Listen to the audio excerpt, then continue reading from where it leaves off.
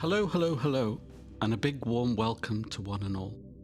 Welcome back to the Self-Detective Club, a place where you get to explore your own self, your own well-being, in an environment that aims to be mindfully respectful, consciously non-dominatory, and actively supportive, which also includes being supportively challenging.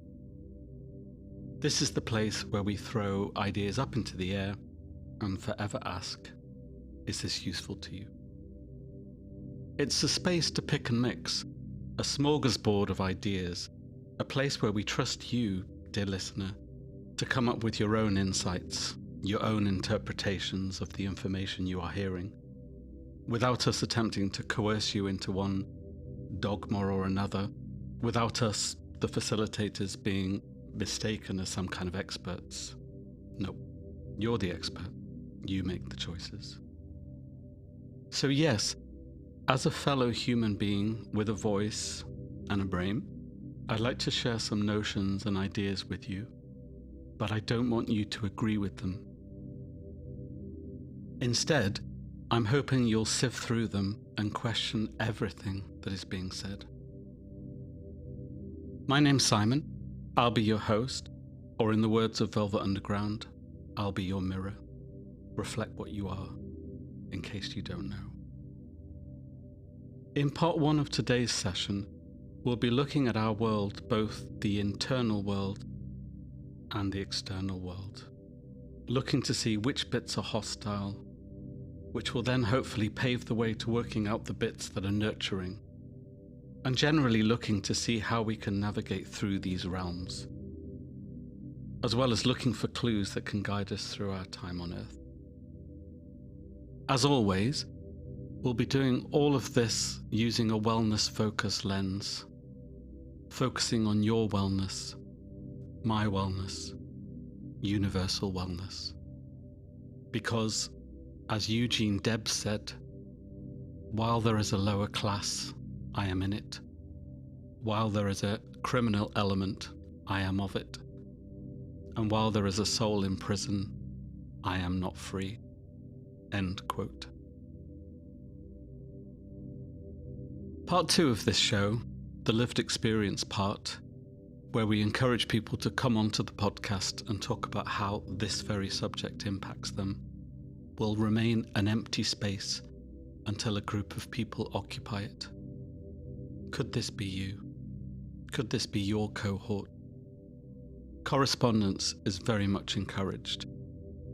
podcast@selfdetective.net. Okay, good. Let's get started. On the BBC Radio 4 programme Woman's Hour, a poet, Kim Moore, came on air and said, "I started writing poems about these moments that I was thinking of as nothing, and realizing, actually, that's a poem about a near assault, or that's a poem about an ex-boyfriend who was actually a stalker." She said, "I think of them as paper cuts, these moments. They don't stop you going out and doing anything, but they change the way you move through the world." Paper cuts. Paper cuts. I reckon there is a heck of a lot of paper cuts that many people dismiss as being just part and parcel of everyday life. And yet, if we were to shine a light on them, perhaps we might see them for what they are. Perhaps by naming them, we can then start to avoid them. By developing an antennae, an early warning radar, or maybe we can even challenge them, if it's safe to do so, as part of a wider group of concerned citizens. I guess I'm speaking to you now as a man. I guess I kind of identify as a man. I mean, it's not great. In recent times, it feels a little bit like following a team that's just been bought up by some dodgy dictatorship and now has a sponsorship deal with some random petrochemical company. I wonder if I'll get to a point where I'll say, "Oh man, I can't associate with you lot anymore." To the mayor of Maison, Yes, you are factually correct. Nobody died, but I'm done. So yeah, I know as a man I am afforded privileges without even having to try, without even asking for them, without even wanting them. This is before we even mention the intersections and complications of race, sexuality, class, creed, etc., etc. I mean, unless those that have entitlements remain constantly aware of them in any given situation, unless they are prepared to give away or share their excessive powers, how on earth can we stop giving other people paper cuts, no matter how slight, no matter how unintentional? And how can people suffering the slings and arrows of outrageous fortune take arms against this sea of trouble? And how can we do the mental jujitsu around the idea that at any given moment in time, we can be the oppressor or the oppressed, or both simultaneously? Can we be both victim and perpetrator? Can we be complicit in all sorts of mutually dysfunctional happenings before we even start to make breakfast? I'm kind of thinking here of the play An Inspector Calls, if that means anything to you. Are these questions useful to ask? Might there be better ones, more specific ones you'd like to ask yourself or others in order to work out in your own head where you stand on this subject? In the meantime, let's carry on. And perhaps I can add something that could have been said from the very top, which is that this podcast is undeniably UK-centric.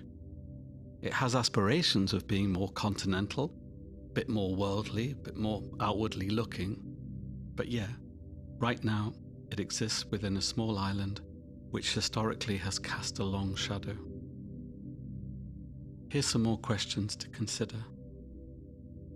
Within an oppressive, hostile, inhumane environment, isn't everyone a slave, even those who might consider themselves to be a master? Aren't we all slaves to the past? A slave to the effects of colonialism, with the barbarity and suffering of our forefathers rebounding back at us to limit and dictate the way we think, feel, and behave? Are we not slaves of intergenerational trauma from all the wars and conflicts those before us endured? Are we not slaves to the epigenetic traumas that have been passed down through our DNA? Have we all been enslaved to grades and tests, sapping our love of learning and reducing it to a series of numbers that are only, ultimately, meaningful to employers, who are then going to take your best years, and when you retire, you're going to wonder what the hell that was all about? Are we slaves to the tight sphincter blues which arrive when you tap into your nearest morally outraged news outlet? Are we slaves to the earworms of advertising messages? We'll take good care of you. Fly the flag, fly the flag.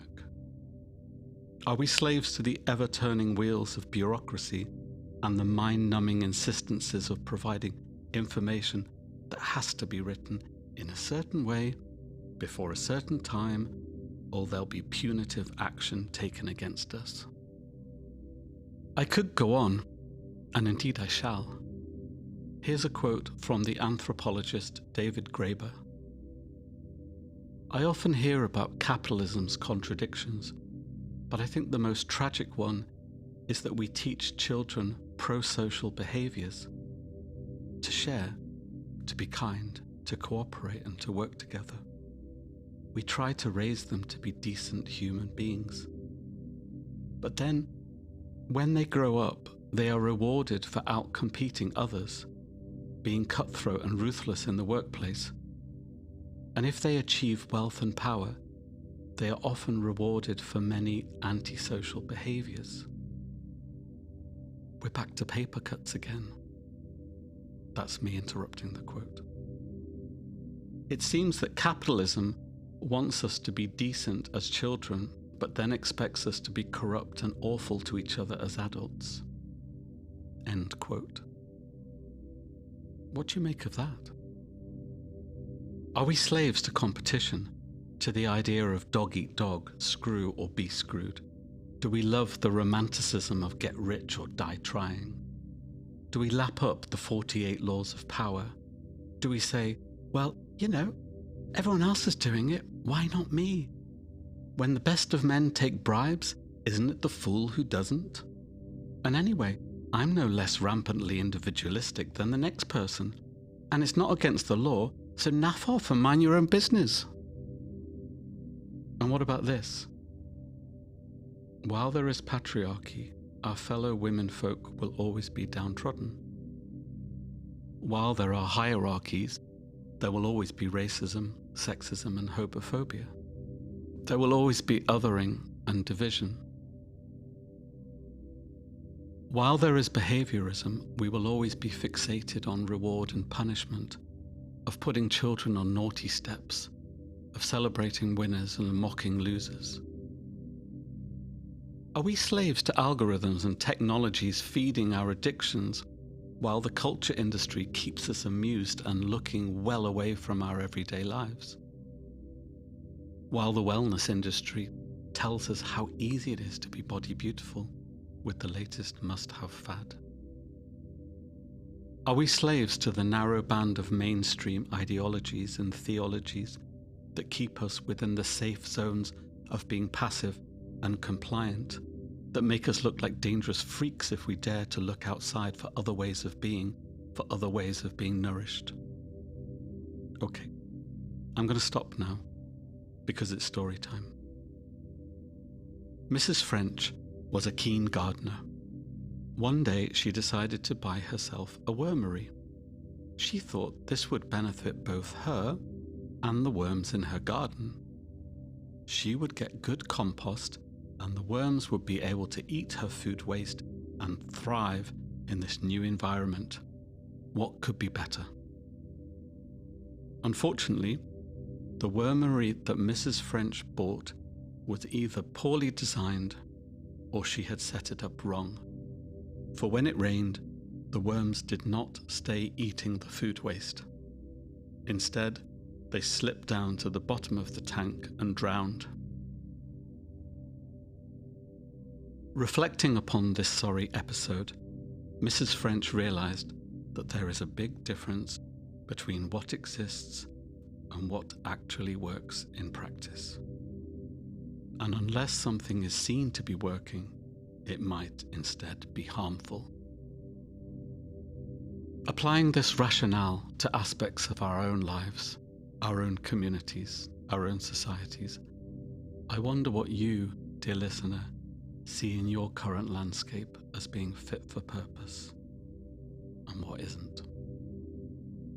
Okay, and pause, and breathe, and conform. Not really. I hope that sometime in the future we can take a long hop, skip and jump into the world of hermeneutics. Until a few years ago, I had no idea there was such a thing as the study of interpretation. Now I'm thinking, wowsy wowzers, this could be a great starting block for people who want to keep things real for themselves, for people who value notions of truth. See, when Jurgen Klopp came to Liverpool Football Club, he had a phrase he was off to use in his press conferences. We know this. This is how it is. As I understand this, as I interpret this, the meaning I take from this is that he's saying there are some things we know, and we can say that we know them. Unlike the things we don't know, which we don't say because we're unsure about them. For me, a Kloppism is a statement that is so blindingly obvious that you, as an individual, or you as part of a group, know it to be true, or as near to a truth as you're ever likely to get. Why am I mentioning this now? Well, I'm throwing a lot of heavy-duty ideas up into the air, but unlike Klopp, I'm not saying I know this to be true, because I don't. It's just food for thought right now, and I have no idea how you are interpreting this information. I can only hope that it is useful and that you too would like to use it to help you filter truth from lies. Maybe what I'm trying to say is that in a hostile world, there's a lot of cultural hostilities that can become easily lodged in our heads. Lots of horrible parasitic values and notions that have become imbibed and ingested.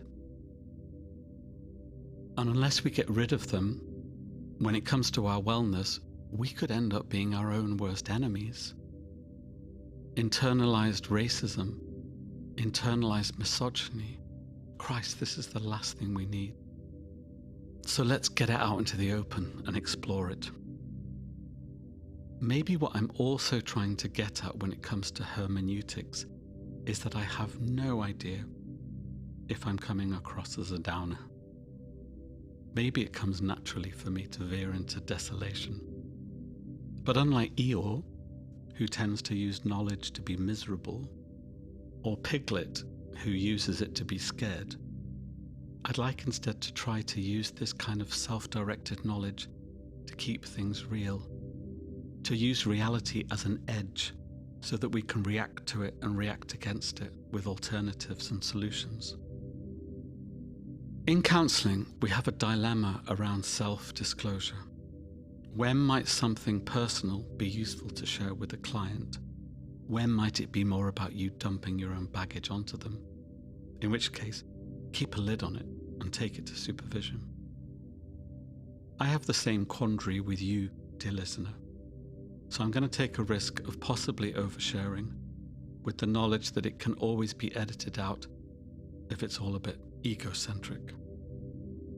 So, during the COVID lockdown, I had a number of revelations around the oppressive cultural norms surrounding me. One came about when I was on one of many local authority video conference meetings. I was invited onto a 2-hour Zoom meeting to talk briefly about a counselling project we were doing. It was hosted by someone who didn't share an agenda, who didn't take the time to explain how the meeting was to be conducted, who didn't make an effort to welcome me or anyone else as newcomers, and yet had the temerity to call themselves a facilitator. Not on your Nelly. Instead, they introduced a man from the ministry who would go on to talk about every single localized COVID statistic you never, ever wanted to know about. He spoke on this subject with a monotone voice for 90 minutes. That is, 90 minutes that no one will ever get back. Now, I consider myself to be lucky in that I don't suffer from depression, but I do have these episodes, like flash floods of despair, when I experience extreme boredom. I think this is a direct result of being in school classrooms for 5 solid years without being remotely interested in the teachers or what they had to say. So this guy is talking and I'm done. I'm triggered. I've lost the will to live. Seriously, I'm dissociating, because if I don't, I'll want to scream. For anyone who knows their Belgium electro clash music, and I apologize in advance for any bad pronunciations, I'm talking about a scream from the second half of the song Noir Désir by Vive la Fête.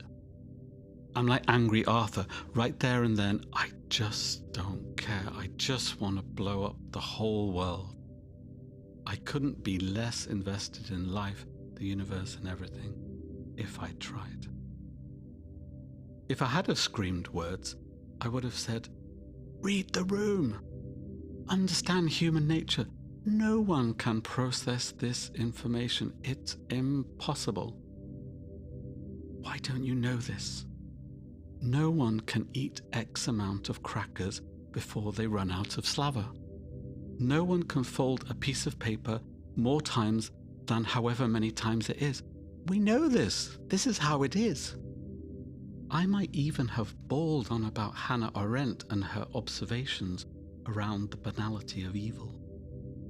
She spent time listening to a Nazi war criminal on trial who believed he should have been praised for what he did because he did his job, which just so happened to be about killing lots of people, really well. Like he was really efficient at being a desk killer. This led Arendt to conclude that it was thoughtlessness that paved the way for fascism. And I know this is an extreme example, but it was cultural thoughtlessness that really did for me during that meeting. Because it went on from there. With only minutes remaining of the meeting, there were lots of people who had a voice and wanted to use their voice to say the things they had come to the meeting to say. But now they were having to compete with each other for limited scraps of time. These were women of colour, women from all sorts of ethnic backgrounds, classic oppression Olympics. And the so-called facilitator, their response to all of these women with their hands up was to invite me, a man who wasn't putting his hand up, the opportunity to speak. Not a chance. Not a chance. A very faulty wormery indeed. So this is my challenge to myself and to anyone who is used to speaking. How about we don't? How about we spend more time listening? You might be a great orator. That's why you are used to speaking. But still, if you want a nurturing environment, as opposed to a hostile one, surely we need voices, lots of different voices. So that was revelation number 1. And what have I done with this revelation? I've only gone and set up a bleeding podcast where I get to broadcast my own voice. I know this sounds beyond hypocritical. All I would say in response is what I said in the trailer for this show. I really want other people to become invested in this club. I've always wanted Self Detective to be a rich community of voices. So, if there is interest, if there is goodwill in this podcast, despite a zero marketing budget, if it has legs, then other people will start adding their own content, and I will gladly step back and hand over the conch. Revelation number 2. Like many other people during lockdown, I had the opportunity of circuit breaking the usual interactions with people. And by the time our doors started opening up again to each other, I made a conscious decision not to step outside with the same mindset as before. Now, for the sake of my own wellness, I was going to consciously cut myself off from known hostilities and instead immerse myself in as many safe and cherishing spaces as I could. And I have to say, it was surprisingly easy, especially as I work in a cooperative with lots of lovely people who work without a hierarchy and without a boss. Monday, Tuesday, happy days. Meanwhile, for those times when I had no choice but to enter into the lion's den, I could always do a bit of grey rocking. For those of you who haven't come across this term before, it just means being pretty vacant. Pretty vacant when you're around toxic people, toxic situations. You kind of remind yourself not to take anything personally or give away any of yourself that is important or vulnerable. And you go through the motions while giving the appearance of being engaged so that no one can call you out for your lackluster behavior. If you can do this too, it might well save you a lot of emotional upheavals around adversaries. And there is still more to say, if that's okay. There are loads of examinations of this problem, thanks to the work of people who have been studying such things. I'll give you a brief rundown of some of them that I've come across, and maybe we can look at them in more detail in subsequent shows. For instance, the Rat Park experiments conducted in the 1970s and 80s by the psychologist Bruce K. Alexander demonstrated that given a sociable and stimulating environment, rats were content to choose to drink pure water, whereas if they were placed in isolated cages, they opted for water laced with morphine. One conclusion to draw from what we know about the human condition is that if we exist in a hostile, oppressive world, then we, as a population, will reflect this with our behavior. The same would apply if we lived in a nurturing and liberated environment. Treat us like caged rats, and we display signs of depravity and dysfunction. Free us from hostilities, and over time, we will prove we are trustworthy and can live peacefully and functionally. This is also what Darren McGarvey wrote about in his book, Poverty Safari. There are some people in leafy London who are indulging in cafe society without the need to be on guard, while there are others, say in Govan, Glasgow, that are constantly on alert, and for good reason. Darren writes, "It seems bizarre that we would ever attempt to draw conclusions about the behaviour of people in deprived communities, let alone legislate for it, without allowing for the context of stress, and how that, in itself, is a causal factor in comfort eating, smoking, gambling, binge drinking, substance misuse, and various cultures of aggression and violence." End quote. Shit life syndrome has now become an actual thing. It's a medical term. We can now pathologize people thanks to their shitty and unremittingly miserable environments. Cheers them. This seems as good a time as any to bring in stuff about Martin Buber, or maybe even spatial transgressions. But no, I'll save that for another time and place. Instead, let's start to wind down this section with some more playful questions.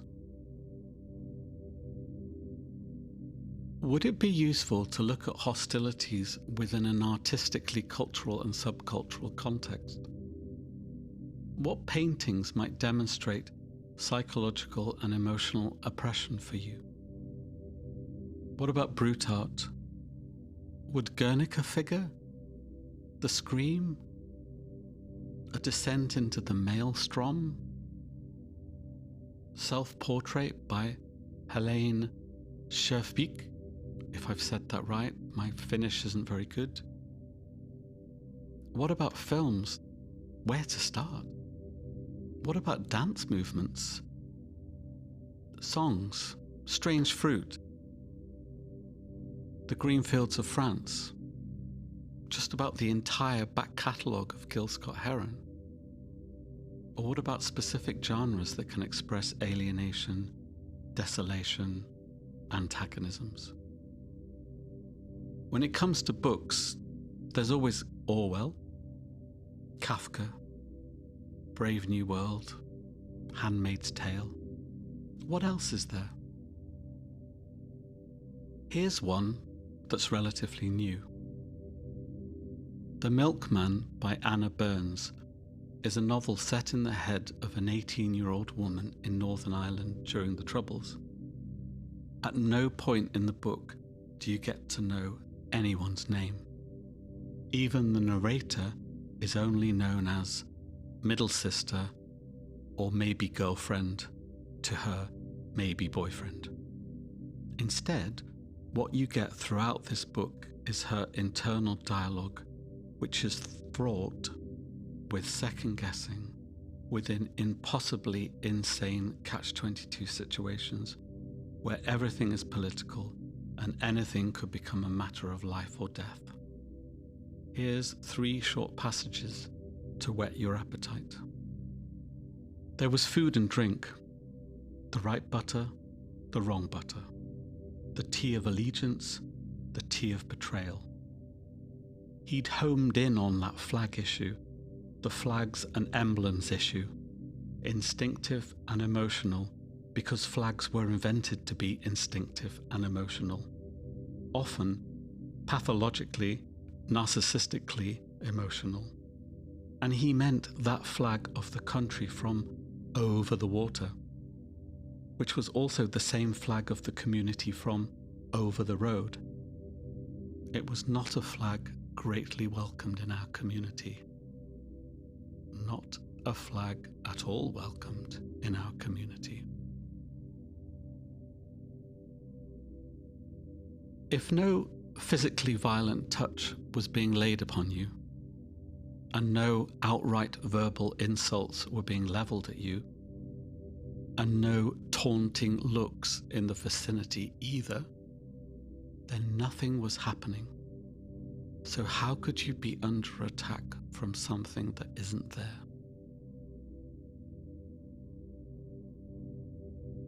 Still, he said. Ach, I said. Ach, nothing, he said. Ach, sure, I said. Ach, sure, what, he said. Ach, sure, if that's how you feel. Ach, sure, of course that's how I feel. Ach, all right then. Ach. Ach, he said. Ach, I said. Ach, he said. Ach, I said. Ach. So that was settled. Okay. And breathe. And stretch. We've come to the end of part 1. I hope you got something from it. While we wait for part 2 to materialize, to be beamed up, be aware that the next 2 episodes are looking at nurturing environments, followed by an exploration of how we, as everyday folk, can facilitate our own safe spaces rather than just leave them to chance.